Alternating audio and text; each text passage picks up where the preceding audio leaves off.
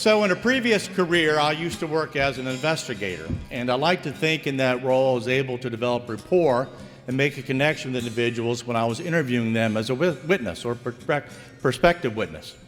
So I had a challenging situation once in Tennessee. I want to tell you about this situation. So we had a very serious felony case, and we made arrangements to go meet this witness in Tennessee. And as I customarily would do, I'd reach out to local law enforcement to make sure I knew some background about the area, I knew about the individual we're going to meet with. In many cases, I'd ask an officer to come with us to join us in the interview. So I reached out to the police chief in this small Tennessee town and arranged to meet with him. So the day of this meeting, we took a flight from Dulles to an airport in Tennessee, picked up a rental car, and went to this small town to meet with the police chief. When we get there, the town's so small, I can't find the police station. Unlike Loudoun County, where you can see a big building for the sheriff's office, I did not see a big building in this small town in Tennessee. So we walk into a pharmacy drugstore, and I ask the employee where the police station is, and they point back there. So I go to the back of the drugstore, and there's a little office, and sure enough, there's a desk, an employee, and a telephone. So I knock on the door, and I said, "Excuse me, I'm looking for the police station." "You found the police station. How can I help you?" "My name's Gary Clemens. I'm from Loudoun County, Virginia. I have a meeting with the chief of police."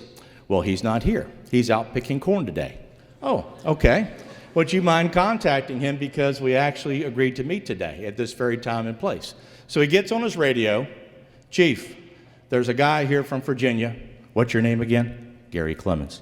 "Gary Clemens from Virginia." "Uh-huh. Okay. Chief says that he'll be here in about 30 minutes. He's out in the middle of the cornfield picking corn. He's got to get to his tractor, take his tractor to his truck, and then drive to town. It'll be about 30 minutes. So my colleague and I, who's the prosecutor, we go get a cup of coffee, and eventually the chief of police shows up, and he escorts us to the witness's house. So we get there, and I thought the chief was going to stay with us since he's familiar with this individual and help us with the interview. So after he makes introductions, he goes, "Hey guys, good luck. I got to go back to picking corn." I'm like, "Chief, I thought you were going to stay with us." He goes, "You can handle this." So we go inside this person's house and we start the interview. Now granted, we start the interview later than I anticipated because the chief was late getting to us from the cornfield. So as we're going through the meeting, it's about 11 o'clock and the witness is not being incredibly forthcoming. And as I look in the corner of my eye, I notice that his wife, who's in the kitchen, is standing like this with a very displeasing look. And I don't know if she's transmitting a message that maybe he shouldn't be that cooperative, but her presence really wasn't that productive. So we went on for a few more minutes, and it wasn't going incredibly well. So she interrupts the meeting at some point and says, "Excuse me, gentlemen, when are you going to wrap this up?" The prosecutor says, "Well, man, we've got a lot of questions to ask. We could be here for quite a while." She says, "Well, he's got a meeting with his probation officer at noon, and we're leaving here at 11:30, so you better wrap it up quickly." Well, we realized that we're not going to finish by 11:30, so we agreed that we're going to go have lunch. He'll go to his meeting, and we'll meet later back at the house after lunch. So we asked the couple if they recommend a good place to go have lunch. They suggest a diner right down the road. So we go to the diner, we walk in, and I immediately smell an aroma of cigarette smoke. And as we go into a restaurant, I notice that almost everyone is smoking cigarettes in the restaurant, including the waitstaff. Now this is back in the 1990s, not that long ago, but it was kind of unusual to walk into a restaurant and see a lot of people smoking cigarettes. So it's a serve yourself, seat yourself type arrangement. So we sit down at the table, and within minutes, a waitress comes up with a cigarette in her mouth, carrying 2 glasses of water and 2 menus, and I am mesmerized by the cigarette because there's a little ash on it, and she's talking to clients while she's going to the restaurant, and I'm thinking, is that ash going to fall in the water? She gets the water down, hands us the menus, and as I customarily will do, when I haven't been to a restaurant before, I asked if there are any specials today that they're having for lunch. Sure enough, the special of the day is the catfish platter. Well, I love catfish. So I say, I'm going to have the catfish platter. My colleague puts his menu down because he realizes we're in kind of a hurry to get back to our witness. He goes, I'll have the same. So we start talking about our preparations for the witness, and again, I'm looking around the restaurant, and I am just perplexed to watch the waitstaff walk around with cigarettes in their mouth, balancing platters of food and drinks, talking to clients, cigarette going like this, with the ashes hanging on the cigarette. It's like almost there's no gravity in this restaurant. Our waitress comes back with the platters. She's got the cigarette in her mouth still. There's a longer ash now. It might have been the same cigarette, I don't know. But the ash is so long, I'm thinking, if the ash falls in my platter, do I dare ask her for a new platter? Fortunately, the platter gets on the table with no ash. Folks, it's the biggest catfish platter I have ever seen. 3 catfish fillets about the size of my hand, if not larger, a pile of French fries, hush puppies, coleslaw, and potato salad. Now, fortunately, I was in my late 20s when I had a huge appetite.